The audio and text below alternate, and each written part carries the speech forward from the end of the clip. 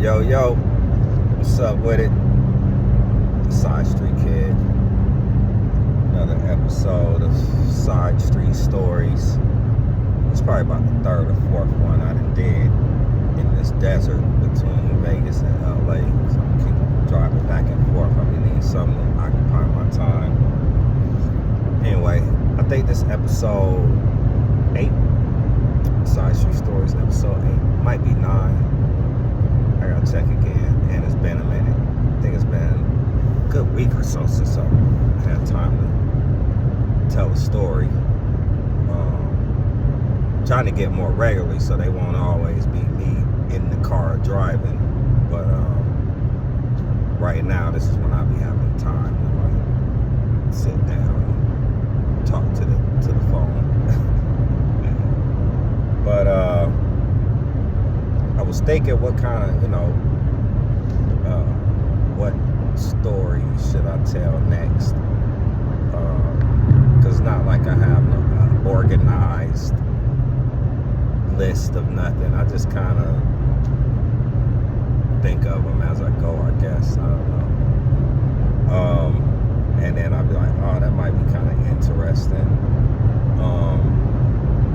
And I ain't gonna lie, like, I've got billions of stories, but I feel like right now people only care about the story if it got like a notable name attached to it. And so I kind of think stuff like that sometimes. Sometimes when you're as old as I am, you know people before they was notable or after they was notable or whatever, so it doesn't always register like that. But if I think it's something people might be interested in, I'll try to remember to tell it, you know what I mean? So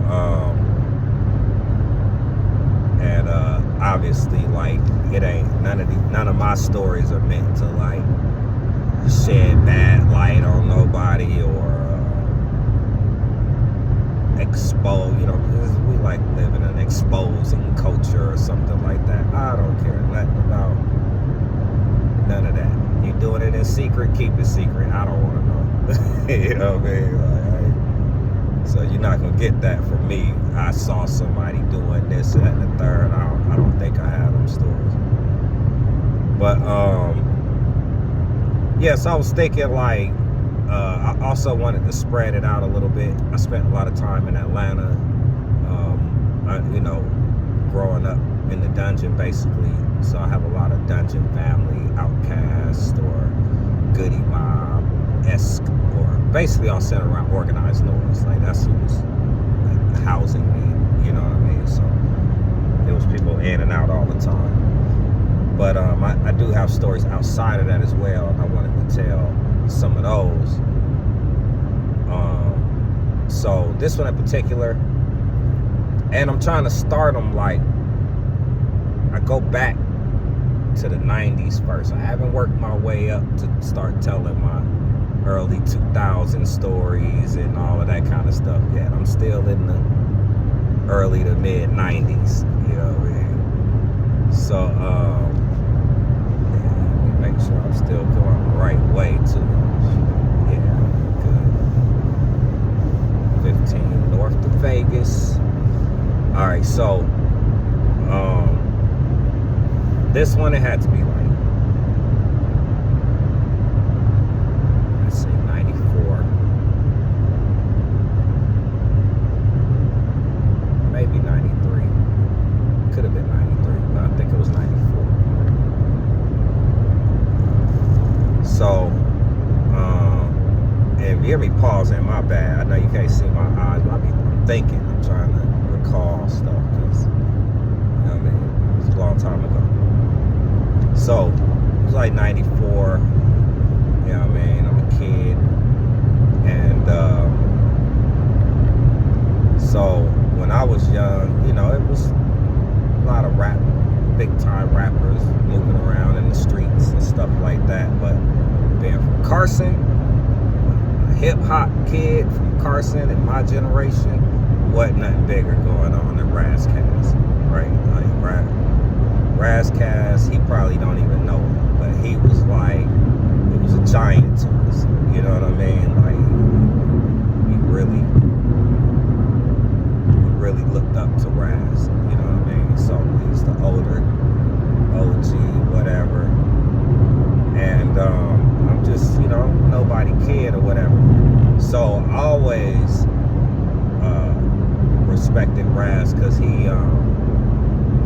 never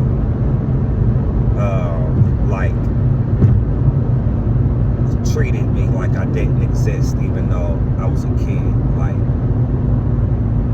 he always like acknowledged me, or he would hang out with me or put me on the game, or shit like that, which I don't even know why. I really don't know why. I know he knew the clique of rappers and artists and stuff that I was associated with, but we didn't have demo tapes and shit back then. I don't even know if he had ever heard me rap before. I don't know. You know what I mean? But he fucked with me. He would let me come to the studio, or go hang out at the club with him. And I'm 15. I ain't supposed to be at no club. You know what I mean? But you know, he had an old expired driver's license that he used to throw to me, and would be quick about it in the line. Dude, the bouncer look at it and say I'm of age, he let me in. I'm in there. That's how I went to all the shit. The Unity Sounds and the whatever clubs. I don't even remember all the names back then. I just was riding. You know what I mean? But I can't remember what it was. It was some club everybody used to go to back then. It was like a big deal. I used to go to with them, you know, that kind of shit. So this particular day, I'm some of the older homies from the neighborhood. They like, yo, we going to the studio with Ras Kass. Like, you want to go? I'm like, bet. And so. So Voodoo was the producer. Voodoo's like Ras' partner. Voodoo, Bird, Mean Green, that was they clique, right? So Voodoo lived in LA, so we went to his house first. I think he jumped in the car with us, and then we rode to the studio. Voodoo had to go lay the beat. So we get to the studio, Ras is doing a session with Coolio, right? So Coolio I had met before, but okay, so if Ras was a giant, Coolio was a titan. Like Coolio was that guy. Y'all might not know. Y'all might know him from Gangsta's Paradise or something like that. Like when he was big time Coolio. Y'all remember when Coolio was, you know, Sticky Fingers and stuff like that. And you definitely probably don't remember him from when he was in the Mad Circle with Dub C. So they was running shit back then. Like Coolio been on since I could remember damn near, right? So that was a big deal, you know what I mean, to be in the studio with Ras and Coolio. I think it was a big deal for Ras at the time to do the song with Coolio. So, but they was boys, you know what I mean. I want to say they probably been roommates or something, but they definitely was boys. Like they kicked it, like, you know what I mean, that kind of shit. Which I think was through, I don't know. I don't even know if I ever met Wino, but obviously being in the circles I'm in, I hear his name all the time. I remember, I don't know, I was so young, man, but Wino was like Coolio's DJ, and he used to be in the hood all the time. People was always like, oh, Wino this, Wino that, or he gave him a beat, or he whatever. And I know Ras fucked with Wino heavy. I don't know if that's how he started working with Coolio or not. I don't know. But anyway, it was a big deal for us to be in the studio with Ras and Coolio.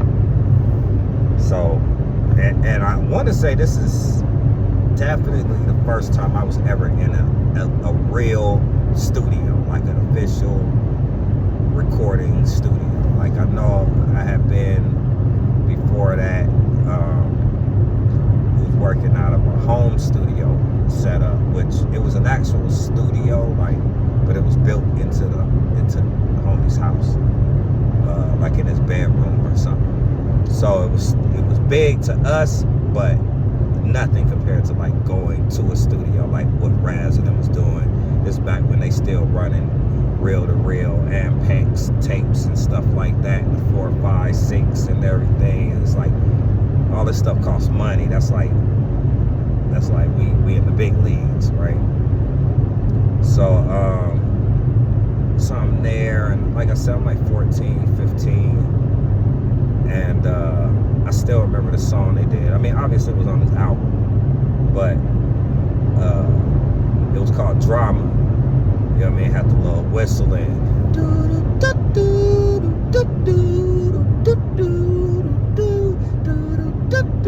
so by the time we really like in there chilling, they got the beat dropped and everything. Raz was fixing something or finishing something up on some lyrics, and Coolio was just in the lounge, like in the green room type area, lounge area, waiting because he was gonna do the hook. So when we first got there, everybody was like, yo, we hungry, whatever. You know, this is an event for us, so we want to get food and all kinds of shit. So they like, it's a Chinese spot over there, blah, blah, blah. Me, being a kid at that time, always broke. I don't even know. I don't know. I was hustling this shit back then, not selling crack. But I was hustling, doing little shit. So I think I had little money, but I was always broke. But I happened to have some money that day.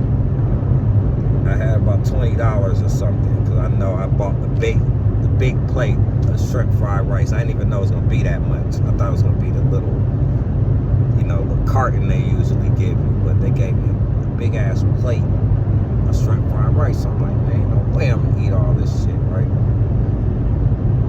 But so we came in, and back then we used to like to smoke weed first, get high, and then eat.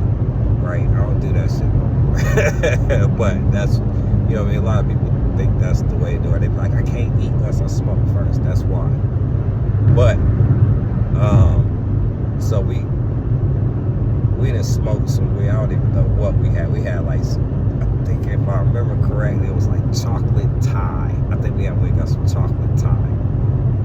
And we in there blow, right? So I'm dumb lit, like, you know what I mean? I go to eat my food, plate of food, look this big, it was huge, right? Like, you know, like it was a mountain of food. I'm like, what the fuck?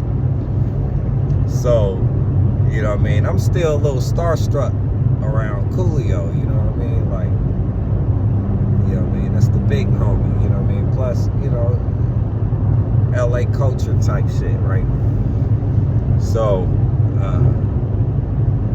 so when he started talking to me, I'm a little like, damn, like, you talking to me? Like, I don't know shit, you know what I mean? But he, yo, what's up? Oh, damn, where you get that from? Woo, woo, woo, right? So he talking to me, and all I can keep thinking is, why does his head look so goddamn big, right? I mean, it looked like if you could imagine a human-sized bobblehead, dog, like, I'm talking about, a head was huge, right? And he had the braids and shit. So, like, I'm like, the fuck, man, why is his head so big? He's like, yo, where'd you get that from? You know what I mean? I'm like, oh, shit, right? So, like, oh, a little Chinese spot, whatever, across the way and shit. So he like, damn, he like, so he pulled one of the moves. He go, damn, man, I'm hungry as fuck, man. That shit look good, right? So I'm like, but he just watching me, you know what I mean? I'm like putting the soy sauce on it and shit, like getting ready. And he just sitting there watching me like he ain't never had no food before in life, right? So I'm like, shit, you want some of this? I can't eat all this shit, man. He said, you for real? He said, I can have some? I said, yeah, man. I said, shit, I don't know if it's a fork, a plate or something around here, but you find a fork and a plate, shit, you can get busy, get right. So he like, he like, oh, bet I'm about to go buy. So he said, I don't know neither. He said, but I'm gonna come up on something. So, I'm like, start eating my shit, whatever. So when he popped back up, he got, he ripped the top off of some shit, like a box or something. He ripped the top off a box. He got a fork, little plastic fork, and he like, shit, I couldn't find no plate, but shit, can I get down? I said, man, do you, get right. Man, he was like, man, good looking out, man, appreciate it. He just started getting that shit, and I'm thinking to myself, like, damn, this is crazy. I'm like, you Coolio, like, so I'm trying to remember what had just came out. He had something. I know all them old records was out already, but I have to check the timing and see what year Gangsta's Paradise came out. That might have been what had just dropped, unless he had something right before that. But it was something that was playing. Whatever it was, it wasn't it hadn't exploded yet, but it was burning up like on BET. He hadn't crossed over yet, but he was the man with that record at that time. And I'm thinking to myself, like, damn, like, how he Coolio, but ain't got, and I ain't gonna say he didn't have money to buy whatever, but I'm just thinking like damn, he at least shouldn't be hungry, or he asking me, like, it seemed like somebody run and go get food for Coolio or something, you know what I mean? Like, I don't know. But it damn sure was like a wake-up call for me, to where, like, I started to understand that you could be a platinum selling artist. You could be an artist on TV every day. People, that don't mean you have money. So the money part is more tricky than that. Everybody's contract's different. Just because one person sold 50,000 records and made money don't mean the next person sold $50,000 and made money or whatnot. Like, it's different for everybody, right? So I started to understand those contracts. All that stuff really means something. Like, I know at that point in time, even I was still a little bummed out, because I had deals offered to me from, like, I had a deal from Jive at one point, I had a deal from Elektra at one point, and I wasn't able to ink either one because I was a minor, and my parents were not. I mean, first off, this is something I'm doing on my own, like I'm flying and shooting off the hip, you know what I mean? So they weren't in the music business. They didn't know nothing about hip-hop, rap music, none of that, you know what I mean? So when I'm running in the house, dropping a contract, my mom's like, boom, I made it. She looking at it like, I don't know what this is, but I'm not signing nothing. I don't know what it is. She like, and why, like, she like, you still in school. She like, you have to graduate first and blah, blah, blah. Long story. But that's why I never took none of those deals young, because I couldn't, right? I was bummed out about it then, but later on, as I learned more stuff, I understood that those deals I had at that time, of course, I didn't really know, I didn't understand all the language that was in it. I knew what was discussed that was being offered. It'd be like, they was not giving up much. It was like $20,000, you know, and everything's recoupable. They was only pressing so many records. I had to sell so many before another press. You know what I mean? That kind of stuff. So chances are I could have really shot myself in the foot before I ever had a chance to do anything possible. You know what I mean? I guess if you look at the way it's panned out so far, it probably wouldn't have matter. But at least I was able to do my thing with my own independent career. You know what I mean? Without, I know some people that's like locked in contracts right now still. They owe money for deals they signed in the 90s. And it don't matter where that money coming from. They drop an indie record, put it out, try to get money. The company is, you owe us that. We still recoup it. They taking it. You know what I mean? So, yeah, it's a dirty game, man. Like, you gotta really pay attention. But no, I thought that was cool. You know what I mean? Like, that's always something I remembered about Coolio, is how cool he was. I mean, basically, he was older, he was OG, all this kind of shit. I'm a kid. He really could have just kind of like tried to punk me, like, nah, this my food. You know what I mean? He didn't do none of that. He was very humble. He asked me. I offered, matter of fact. You know what I mean?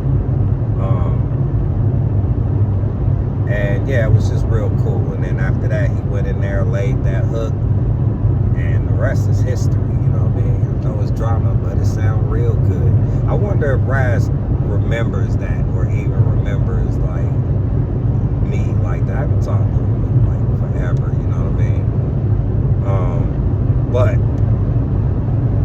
that's, you know, because of what I was doing, what he was doing, all this shit, all this internet shit, new phones, new whatever.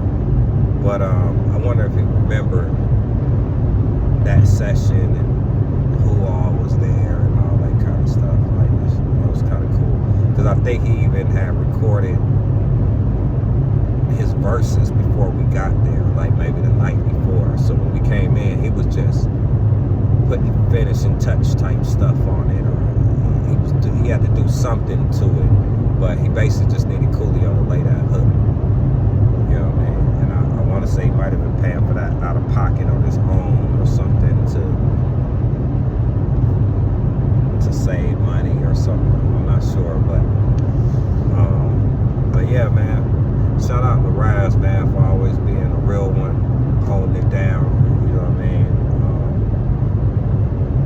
Looking out, whatever, like everything. Shout out, you know what I mean? Rest in peace to Coolio, definitely. You know what I mean? We really lost a real one. And I think he never really got his just due. I know he sold a lot of records, but I don't think that when we talk about hip hop and his lore and all of this kind of stuff, I don't think we mention Coolio with the type of reverence that we should. And I don't think his whole body of work, I think Gangsta's Paradise became so big, it's such a pinnacle record that people try to cancel out what other records he did and forget that hip hop is a street art form. It's street art. It ain't about how many records you sell. You know what I mean? It's about impact. It's about connection to people. It's about how the energy that you brought forth into the world and how it affected people's lives and stuff like that. That's what's really real. You know what I mean? Like, you hear people in New York talk all the time about Furious 5 or Funky 4+1 or the Cold Crush Brothers and all this kind of stuff. Did they even sell records? I don't know. But the connection that they made to people with the street art in them parties or on them tapes or whatever they was doing is why people talk about them today with that type of reverence. It don't matter about fucking records, man. Don't worry, be happy. Might have sold more records than Marvin Gaye, all Marvin Gaye shit put together. But does that mean that your boy, what's his name? I can't remember his name right now. But does that mean that Don't Worry, Don't Worry, Be Happy is a better record or more impact or anything than some of the stuff Marvin Gaye did? Like, I don't think so. Not me personally. You know what I mean? It's just how I feel. You know, I think they record sales is a way that the recording industry keeps control of the narrative, how they keep us from connecting with each other and getting them out of business. Because if you buy direct from artists, we don't need them, right? And they got to make sure that the mass amount of people, the general public, believes that they are the experts on music or artists and all that stuff. And so, yeah, such and such on the corner might be good, but if we don't stamp him, he's not great. And that's totally false. You know what I mean? It's up to the consumer, the listener. How does it move you? How do you connect to it? That's it. There are some great artists with record deals. There are some great artists without record deals. But if we're not intelligent enough or have the type of